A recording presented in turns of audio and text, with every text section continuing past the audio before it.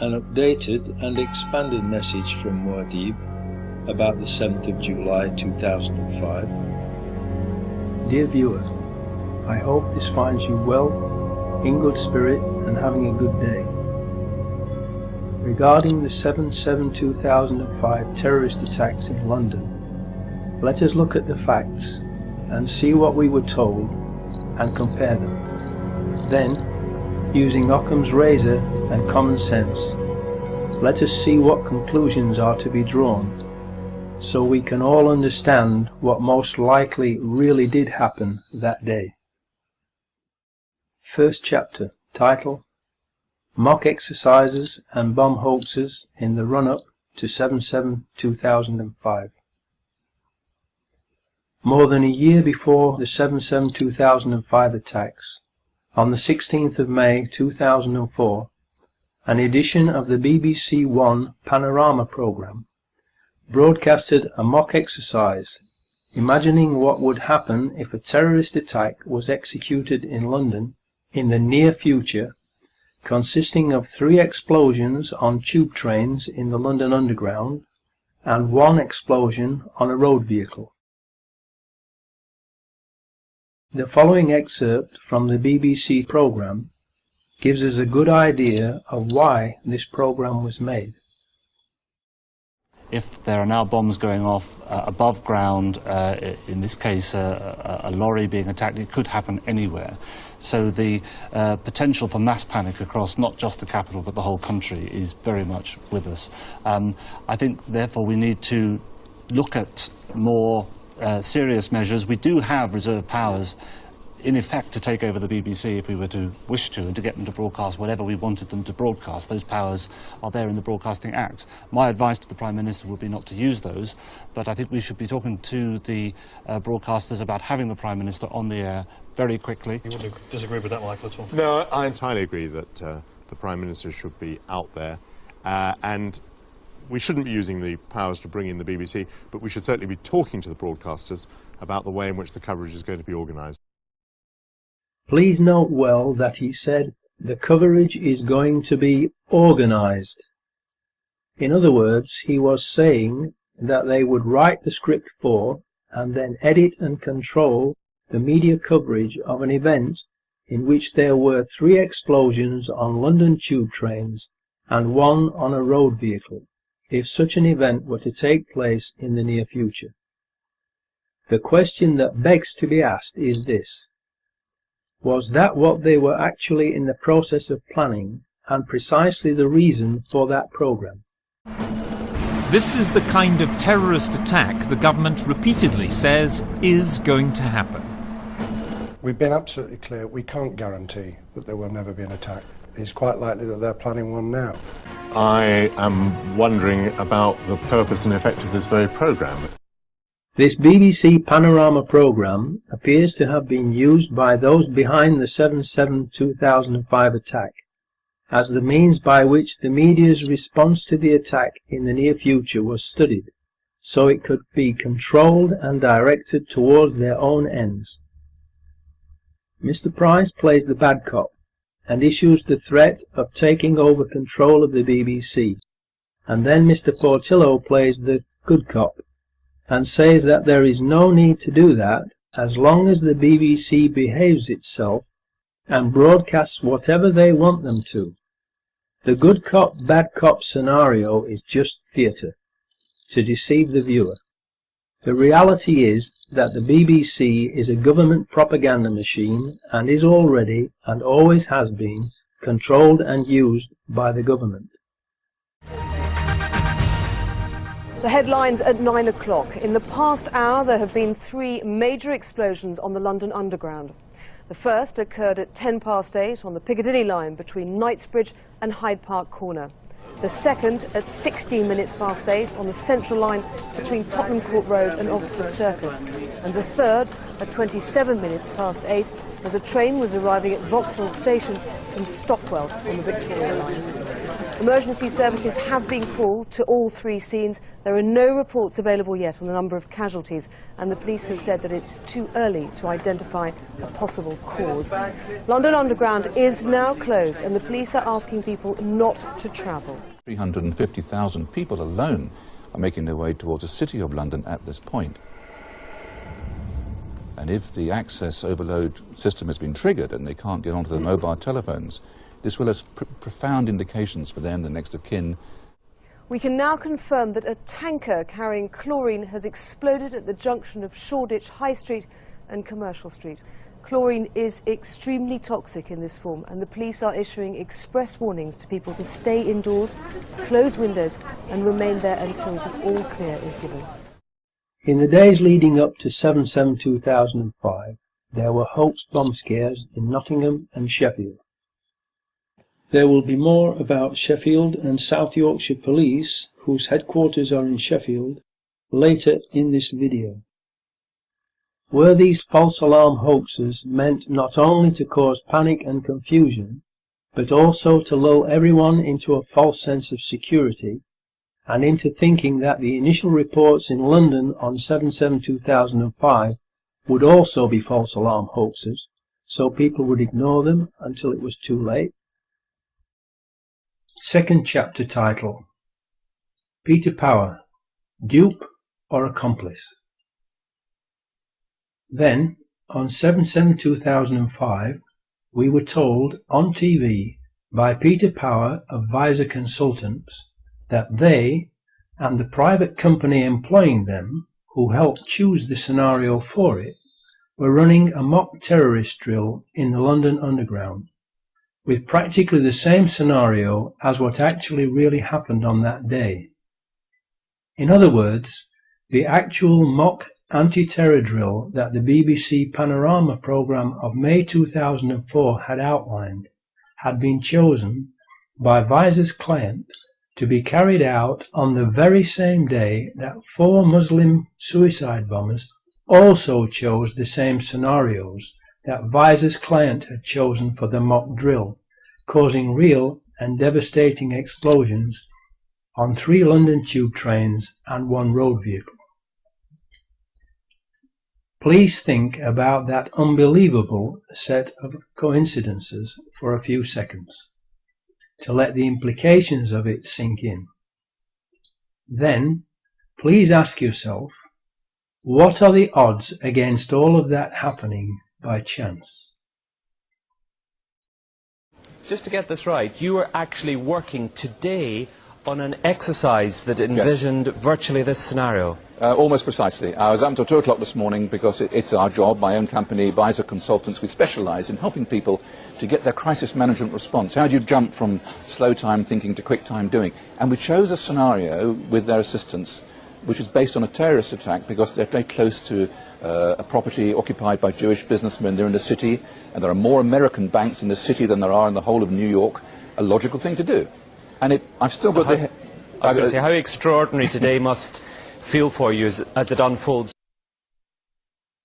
In his TV video clip, Peter Power states that their customer helped to choose the exact scenario. I repeat, Visor's customer helped to choose the exact scenario. To this day, Peter Power refuses to publicly identify the customer who chose the exact scenario. Why? Since then, he has claimed that it was for London-based information giant Reed Elsevier, which interestingly has links to the arms trade, the military-industrial complex, and Defence Systems and Equipment International. A subsidiary, Spearhead, organised defence shows, including an event where it was reported that cluster bombs and extremely powerful riot control equipment were offered for sale. Reed Elsevier's European head office is in Amsterdam, and so is the Israeli security company ICTS. I said Peter Power claimed that the company was Reed Elsevier because it doesn't make sense. Why would a publishing company want to run an exercise involving blowing up tube trains? How could that affect a publishing business? Why would a publishing company need to go from slow time thinking to quick time doing just because some tube trains had blown up? It smells fishy and unreal. I, for one, along with many others, do not believe or trust him. In the BBC Conspiracy Files 77, he backtracked and stated that it was entirely office-based, involving 6 people, whereas initially he said it was for a company involving 1,000 people. And we sat everybody down in the city, 1,000 people involved in the whole organisation, but the crisis team... We know from other sources that there was at least one lie drill being carried out that day, involving lots of people, including policemen. DCI Steve Williams of South Yorkshire Police, all the way from Sheffield, was there, in London, taking part in a training drill that day. It has also been observed that on Luton Station car park CCTV video footage, both on the day of the practice run, the 28th of June, and later on 7/7, there was a dark-coloured Jaguar present in the Luton Station car park that appears to have been the car of their handler. Did the Jaguar's driver provide them with the backpacks? Who was driving that Jaguar? Third chapter title: Foreign Security Firms. Can they be trusted? Verint Systems is the security firm that is responsible for the CCTV surveillance cameras in the London Underground rail network, and it is an Israeli company with approximately 1,000 employees.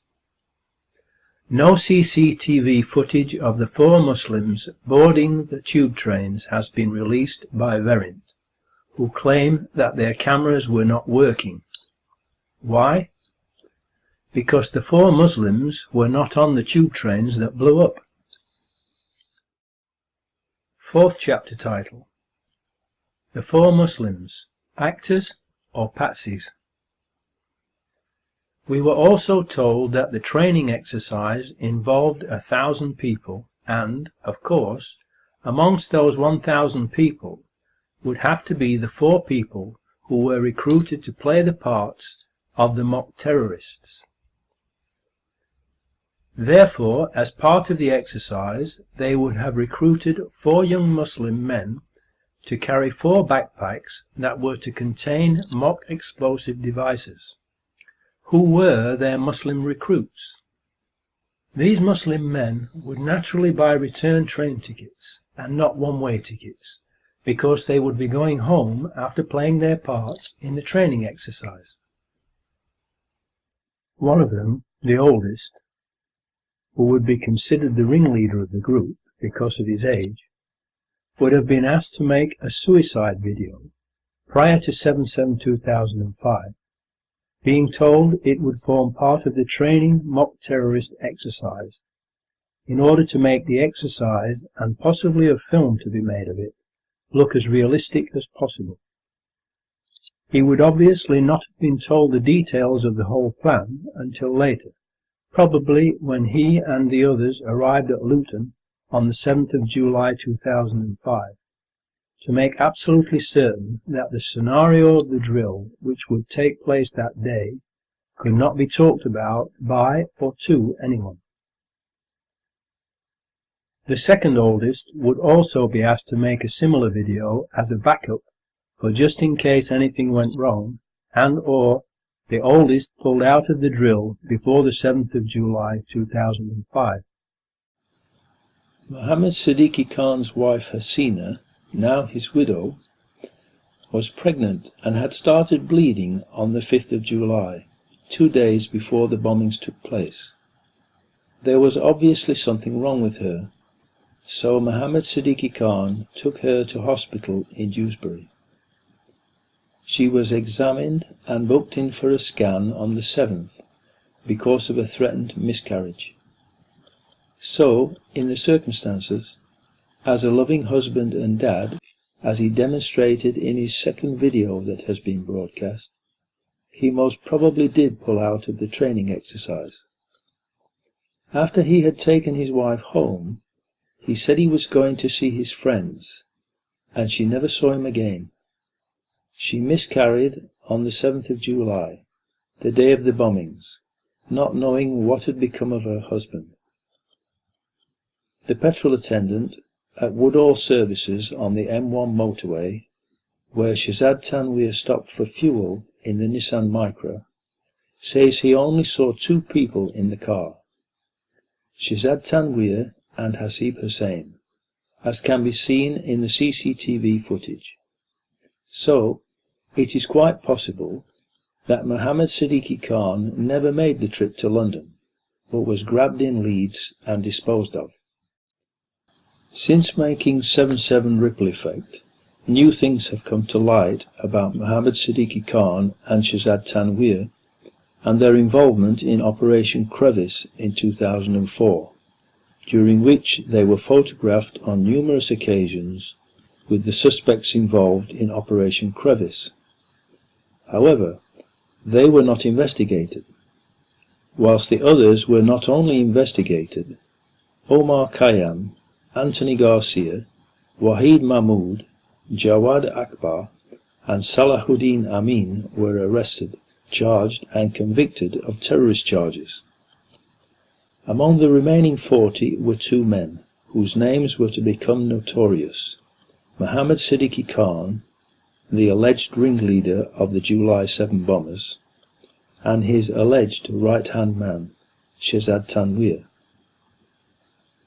Operation Crevice was an investigation into a group of Muslims who are alleged to have been manufacturing ANFO bombs from ammonium nitrate fertilizer and fuel oil in the UK, similar to what Timothy McVeigh used in his Oklahoma City truck bomb in the USA. Mohammed Siddiqui Khan was recorded meeting Khayyam 4 times in the final stages of Operation Crevice. On one occasion, he even asked Khayyam, "Are you a terrorist?"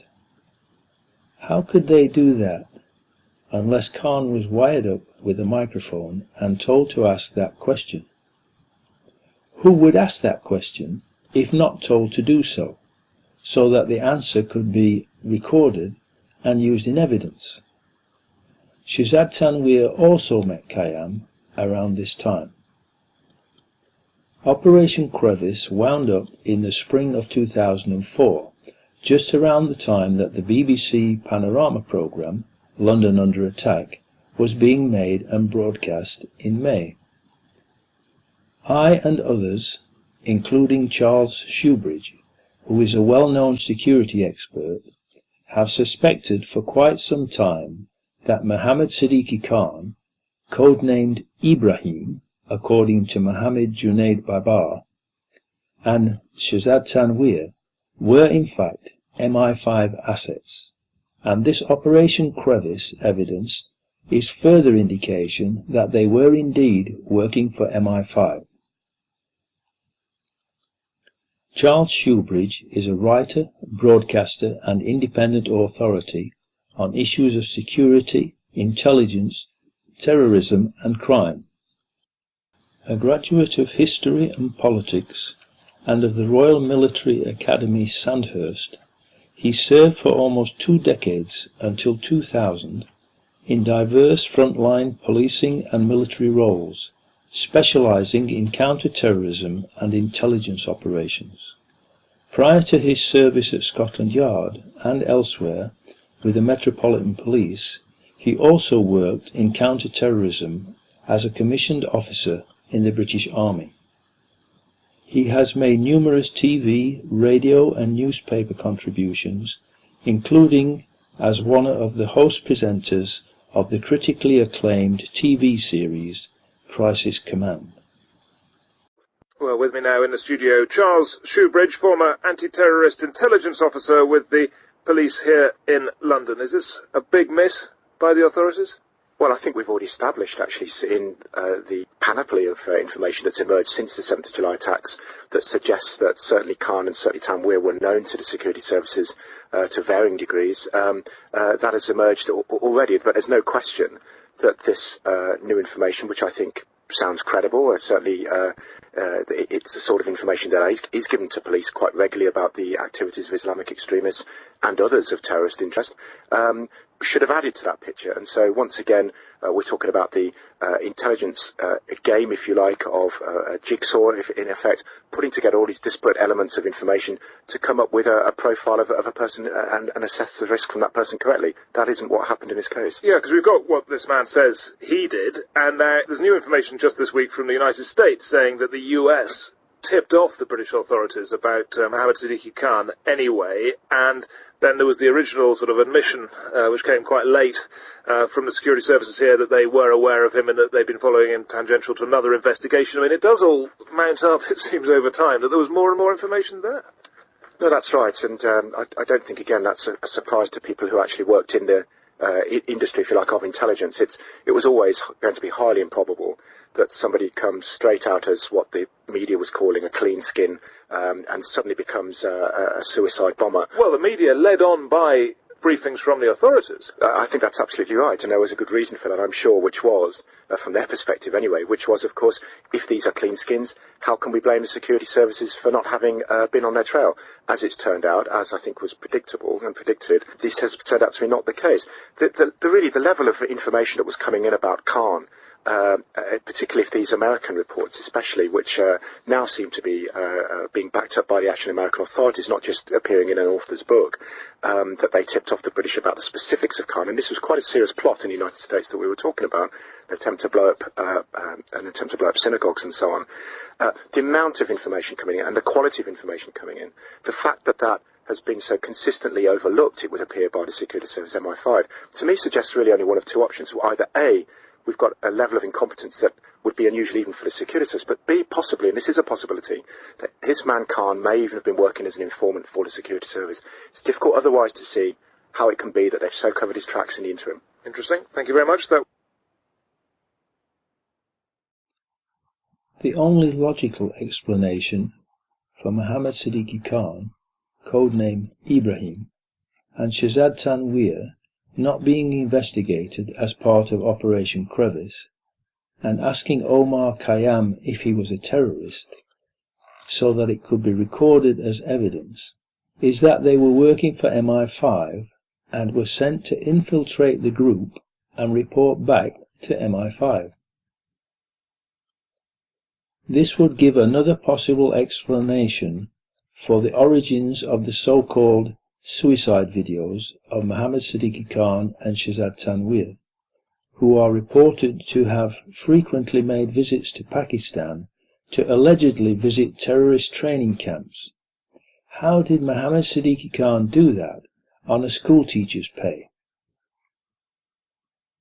The most likely explanation now is that they were asked to make those videos by MI5 to give themselves some credibility with extremist Muslims and the terrorist training camps, so that they could more easily infiltrate them for MI5 and MI6, who would be financing them and their trips abroad.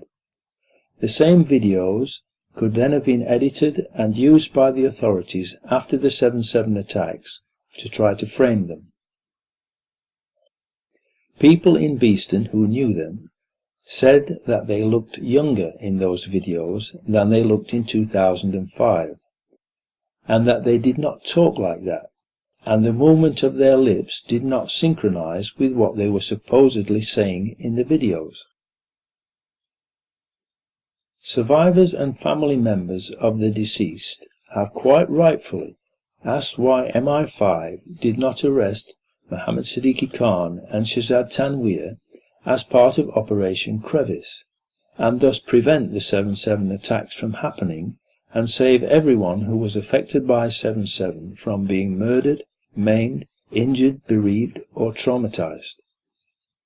The only logical answer is that they were British patriots working for MI5 all along, and then, when they had outlived their usefulness and knew enough to be a liability to MI5, especially if their cover was blown by Operation Crevice, they were set up as patsies and eliminated. As a further indication that they were working for MI5, former Justice Department prosecutor and terror expert John Loftus was filmed in an interview talking about Harun Rashid Aswat, whom we were told by the authorities was the mastermind behind the 7/7 attacks. John Loftus says that Aswat is an MI6 agent. Aswat is believed to be the mastermind of all the bombings in London. On the 7/7 and 7/21, this is the guy, we think. This is the guy, and what's really embarrassing is that the entire British police are out chasing him, and one wing of the British government, MI6, or the British Secret Service, has been hiding him. Now, we knew about this guy Aswat. Back in 1999, he came to America. The Justice Department wanted to indict him in Seattle because him and his buddy were trying to set up a terrorist training school in Oregon. So they indicted the buddy, right? But why didn't they indict him? Well, it comes out, we've just learned that the headquarters of the U.S. Justice Department ordered the Seattle prosecutors not to touch Aswat. Hello. Now, hold on. Why? And that's, well, apparently Aswat was working for British intelligence. Now, Aswat's boss, the one-armed Captain Hook, he gets indicted 2 years later. So the guy above him and below him get indicted, but not Aswat. So all of a sudden, he disappears. He's in South Africa. We think he's dead. We don't know he's down there. Last month, the South African Secret Service come across the guy. Yeah, now the CIA says, oh, he's alive. Our CIA says, okay, let's arrest him. But the Brits say no again? The Brits say no. Now, at this point, 2 weeks ago, the Brits know that the CIA wants to get a hold of Harun. So what happens? He takes off again, goes right to London. He isn't arrested when he lands. He isn't arrested when he leaves. Even though he's on a watch list. He's on the watch list. The only reason he could get away with that was if he was working for British intelligence. He was a wanted man. And then takes off the day before the bombings, as I understand it? Yeah, and goes to Pakistan. The Pakistanis arrest him. They jail him. They jail him. He's released within 24 hours. We were told by the British authorities that the alleged bombers made phone calls to Aswat prior to the explosions. Aswat came into the UK towards the end of June 2005 through the port of Felixstowe. He left the UK on an early morning flight from Heathrow on the day of 7/7. When the police were doing their investigations into the 7/7 atrocity, they came across evidence that Harun Aswat had made mobile phone calls to the alleged suicide bombers just hours before the attacks. He had made about 20 calls to them. With the suspicious travel movements by Harun, and along with the many mobile phone calls he allegedly made, he was designated as prime suspect and mastermind of the 7/7.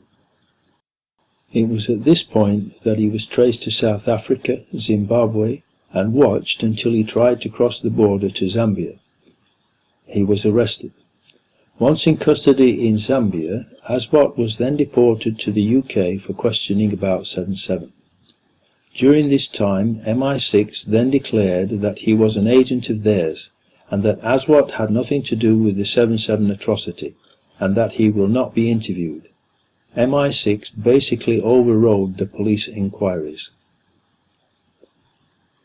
All of this information further indicates that 7/7 was a false flag psyop carried out by the security services, and that it was not carried out by Muslims.